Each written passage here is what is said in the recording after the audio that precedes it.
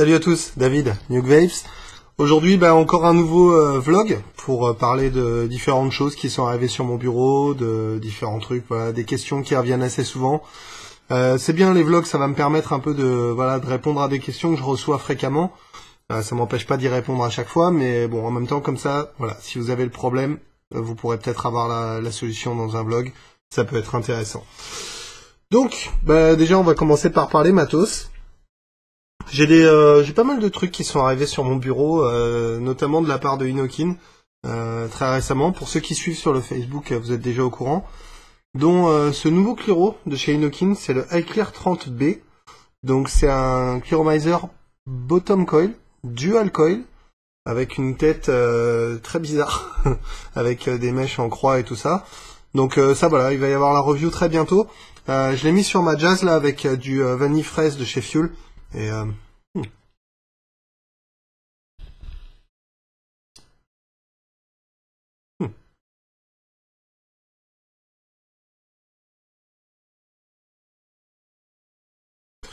La production de vapeur elle est très sympa. Les goûts sont vraiment bons aussi. Le tirage, j'aime bien.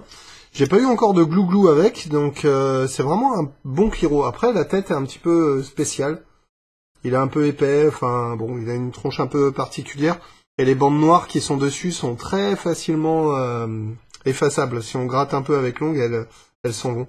Donc je sais pas si ce sera sur la version finale ou pas. Et si ça y est, de toute façon, et que vous aimez pas ces bandes noires, ça va être super facile de les enlever. Même un petit coup d'éponge, genre Spontex, et ça s'en va, quoi. Donc, voilà. Donc après, sympa. Donc j'en ai quelques-uns. Il y en aura probablement un ou deux à gagner pour le super concours de Noël, là, que je vais faire très bientôt. Il va y avoir plein de matos à gagner, plein de trucs, donc ça va être cool. Avec plusieurs gagnants, comme ça, il y aura plus de chances de gagner. Donc voilà, ça arrive dans une prochaine vidéo. Mais pour l'instant, aujourd'hui, on n'est pas là pour parler de ça. Alors donc ouais, il y avait le iClear 30B. Qu'est-ce que j'ai reçu aussi? Ah ouais, j'ai reçu ça. Alors ça c'est complètement délire, c'est le Coolfire 2. C'est le mode grenade de chez Inokin. Il vient aussi en kaki, comme ça. Alors il a une bague de réglage de puissance un peu comme sur le 134. Donc couleur métal pour la version verte et la version noire est complètement noire de partout. Putain là, ça a son poids quoi, ça pèse vraiment son poids. Le feeling est pas du tout plastique, je pense que c'est du métal. Sur la version verte, la peinture est assez épaisse, donc on a l'impression que c'est du plastique, mais c'est du métal. Et les caps, voilà, sont en alu. Alors on va de 7 à 12 watts et demi sur ces petits modes. Ils sont en 18-350 simplement. Je les ai pas passés à l'oscillo, je sais pas quelle fréquence, je sais pas quelle limite de courant, etc. Donc je vous dirai tout ça dans la review. Mais voilà, ça va pas mal.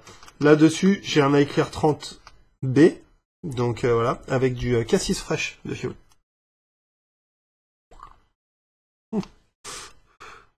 Et donc là, j'étais à 9 watts et demi, donc ça va vraiment pas assez. 12 watts et demi.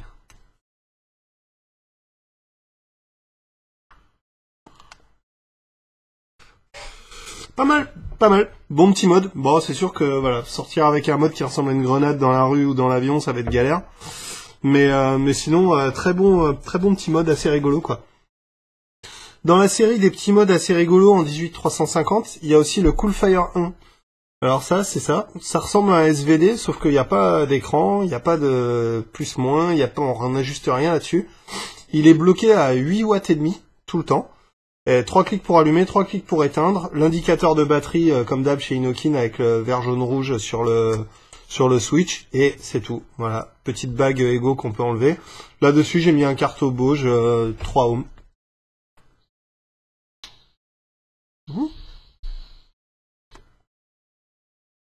Très bien.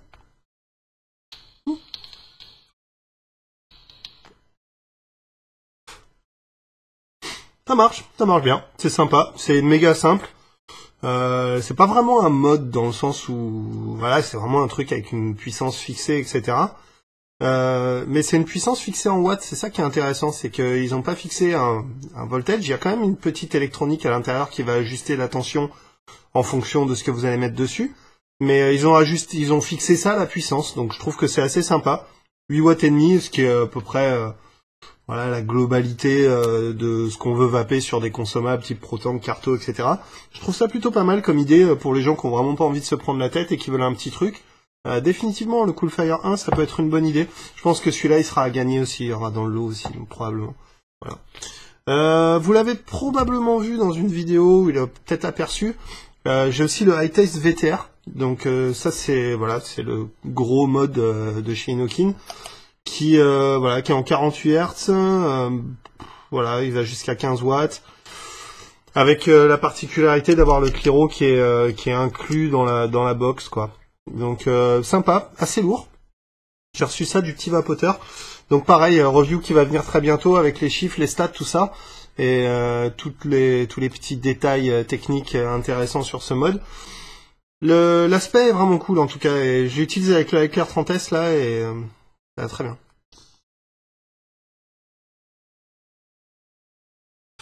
J'ai presque l'impression qu'un drip tip très long, ça va avec ce mode, quoi. Si on a un drip tip court, c'est un peu bizarre, quoi. Mais avec un drip tip long, ça va super bien. Voilà, c'est à peu près tout. Ah non, c'est pas tout. J'ai reçu ça aussi, le Pipeline Pro. Donc ça, c'est la version finale. J'avais le prototype depuis quelques semaines maintenant avec moi et je l'ai pas mal utilisé. Donc là, c'est la version finale en 18650. Voilà. Donc il y a la review qui arrive juste après celle-là. C'est un sacré bout de mode. C'est vraiment un sacré bout de mode, c'est vraiment voilà, c'est vraiment bien. Donc là-dessus, j'ai un diver avec du snake oil.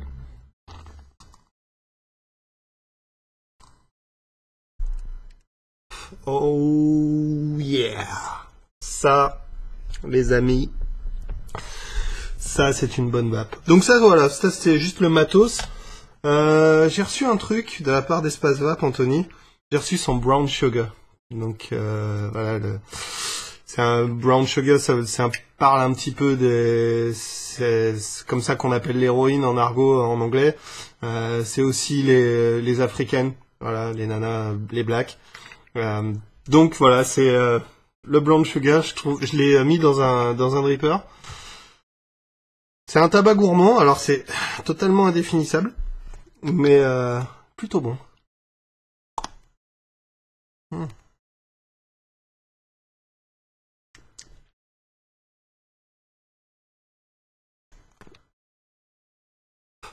J'arrive pas trop à dire ce qu'il y a dedans. C'est sucré, c'est ouais, c'est plein de trucs quoi. C'est plein de trucs à la fois. Le mieux c'est de le goûter en fait pour se faire une idée, mais il est vraiment bon. Je pense que les gens qui sont un peu genre axés Bobas Bounty, Grumpy Hooch et tout ça, je pense que ça va être miam miam pour vous. Pour tous ceux qui aiment bien les entre guillemets tabac gourmands, parce que moi perso je sens jamais le tabac dans les tabacs gourmands. Je trouve que ça porte pas très bien son nom, mais dans cette gamme de liquides, ça c'est un bon jus. C'est vraiment un bon jus. Tiens, on va continuer à parler de juice un peu. Donc j'ai eu la gamme Fuel en test depuis quelques semaines maintenant. J'en ai goûté quelques-uns, des noms qui m'inspiraient, des trucs qui me donnaient envie, et puis je me suis rendu compte qu'en fait j'avais du mal à en trouver un que j'aimais pas. C'est vraiment une gamme de juice que j'aime bien parce que ils ont cette particularité, ils ont tous ça en commun, d'être assez léger pour être vapoté toute la journée. Donc on peut vraiment vaper un Fuel sans problème toute la journée. Mais ils gardent quand même leur goût, c'est pas des goûts dont on se lasse en fait. Et je trouve ça vachement bien en fait, c'est le bon juste milieu. C'est sûr qu'on n'est pas sur des jus américains très lourds, très très parfumés, genre vraiment dans ta face, le truc. Mais on est sur des trucs qui sont plus des all day, et ça j'aime bien. Donc c'est des jus qu'on peut vraiment vaper tous les jours. Moi personnellement j'en ai relevé quelques-uns que vraiment je surkiffe, qui sont très bons. Enfin pour moi, hein, encore une fois. Donc il y a le vanille fraise, qui a vraiment le goût de Chupa Chups à la fraise, mais celle avec le lait, là, celle qui était en spirale rouge et blanche, pour ceux qui se rappellent. Voilà, les Chupa Chups au lait, là, avec le goût fraise. C'est exactement ça, le vanille fraise, il est très bon. Après, il y a le gaufre cannelle, qui porte très bien son nom. Le glacier, qui est un genre de goût harlequin, avec... c'est harlequin, réglisse menthe. Enfin, c'est un petit peu spécial, quoi. Et c'est aussi le nom c'est aussi basé sur un bonbon allemand, dont j'ai totalement oublié le nom, mais qui apparemment a exactement ce goût-là aussi. Après, il y a le Cassis Fresh que j'ai essayé, qui est très bien, et le Unisex, qui est indéfinissable, mais qui est bon. Qu'est-ce que j'ai en fuel, là, de préchargé? Ah, j'ai du Cassis Fresh dans le Coolfire 2.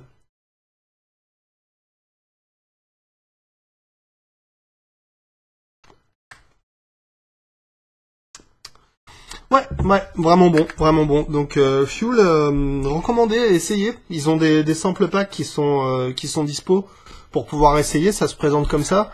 C'est des petites boîtes avec des petites capsules comme ça contient 1 millilitre ou 2 millilitres, je crois. 1 millilitre, voilà.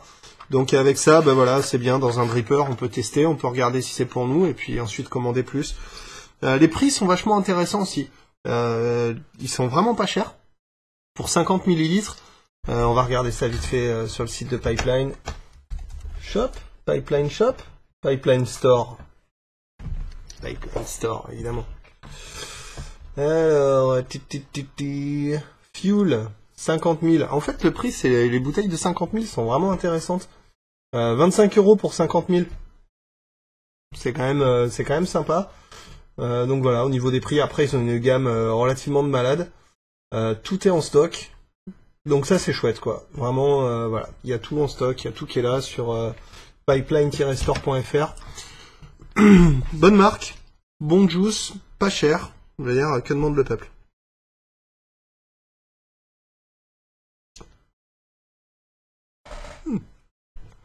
Et la production de vapeur est sympa. Ça, c'est bon. Ah oui, alors, il y a eu une grosse furie du coil coton là, récemment. Donc ça, c'est vraiment bien, parce que le coton, ça marche bien. Et je le confirme. Ça vraiment bien. Mais il y en a certains d'entre vous qui ont eu des problèmes avec le coton, d'alimentation, notamment dans le fogger et dans le pro-tank, où on m'a dit « Ah, putain, moi j'y arrive pas, j'ai un goût de coton, ou alors j'ai un goût de brûlé, ou alors ça marche bien, les 10 premières tafs, et ensuite direct j'ai un goût de brûlé. » La réponse à cette question, c'est simple, c'est que le coton, c'est pas du silica. Donc si on le tasse trop, c'est pas comme la fibre de silice, quand on le tasse trop, il devient hyper compact, et ensuite le jus arrive plus à passer à travers, et ça devient comme un bouchon en fait, c'est vraiment étanche quoi. Donc en fait le délire c'est que il faut traiter votre mèche coton comme à l'époque si vous avez roulé des cigarettes, à l'époque où vous fumiez, c'est un petit peu la même chose. Le coton il faut l'aérer d'abord, un peu comme on aère le tabac quand on se roule une clope. Il faut d'abord l'aérer, ensuite il faut entre guillemets le compacter avant de commencer à le rouler, il faut déjà le compacter un petit peu pour en faire un genre de boudin qui soit uniforme, sans avoir des espèces de parties très compactes au milieu. Il faut que ce soit bien mou, tout uniforme tout le long. Et une fois que c'est bien mou et bien uniforme sur toute la longueur, là on commence à rouler, mais on commence à rouler tout en même temps. Il faut pas rouler un bout très très fort et ensuite voilà. Il faut que ce soit bien homogène. Donc ça en fait, la technique du coton, la façon dont votre mèche coton va fonctionner, ça va être entièrement dépendant de la façon dont vous l'avez roulé. C'est un petit peu comme quand on se roule une cigarette. Quand on se roulait une cigarette et qu'on la tassait trop, bah, c'était impossible de tirer dessus. Là, c'est la même chose. Si vous tassez trop votre coton, ça va être impossible de tirer sur votre râteau sans le brûler, parce que votre coton, il va sécher, et ensuite, il va cramer, et après, c'est fini, vous avez ce goût de cramer, c'est dégueu, c'est pas bon.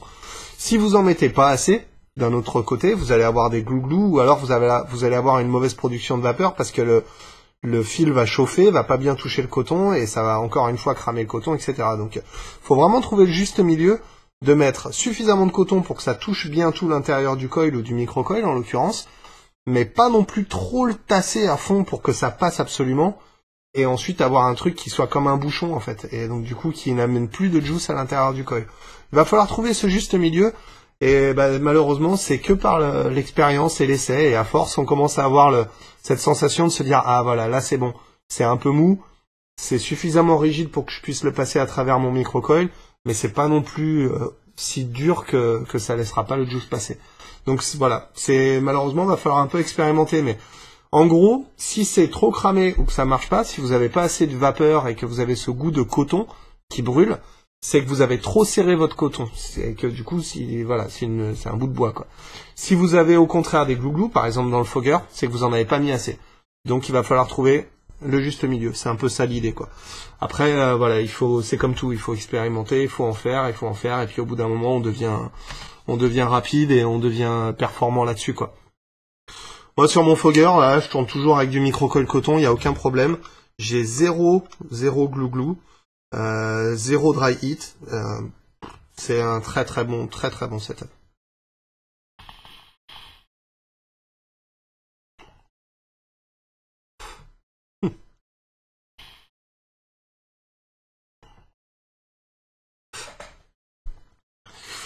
Voilà, donc c'est tout pour aujourd'hui. C'est tout pour ce vlog. Ensuite, il va y avoir la vidéo du Pipeline Pro qui arrive juste derrière. Donc voilà, restez branchés, ça arrive, c'est dans pas longtemps. Moi je vous dis à la semaine prochaine pour d'autres vidéos. Continuez de vous abonner à la chaîne évidemment. Continuez de me rejoindre sur le Facebook, on est de plus en plus nombreux. On a dépassé les 1000 maintenant sur le Facebook, donc c'est très bien. C'est une bonne communauté Facebook parce que des fois il y a des gens qui posent des questions et d'autres qui répondent à ces questions et sans que j'ai besoin de rien faire. Et ça je trouve ça vraiment génial. C'est un truc qui est vivant par lui-même, où j'ai pas tout le temps besoin d'intervenir à chaque fois et ça c'est vraiment cool. Donc Facebook c'est un bon endroit pour traîner, donc facebook.com/nukevapes ou alors le site nukevapes.com où vous êtes de plus en plus nombreux à vous abonner, à poser des commentaires, etc. Donc j'ai l'impression que c'est un endroit qui vous plaît. Je vais continuer à travailler dessus, il y a beaucoup d'améliorations qui vont arriver sur le site bientôt, quand j'aurai 5 minutes pour consacrer au site. Voilà, donc voilà, c'est tout pour aujourd'hui. Je vous dis à la prochaine et en attendant, on continue de vaper.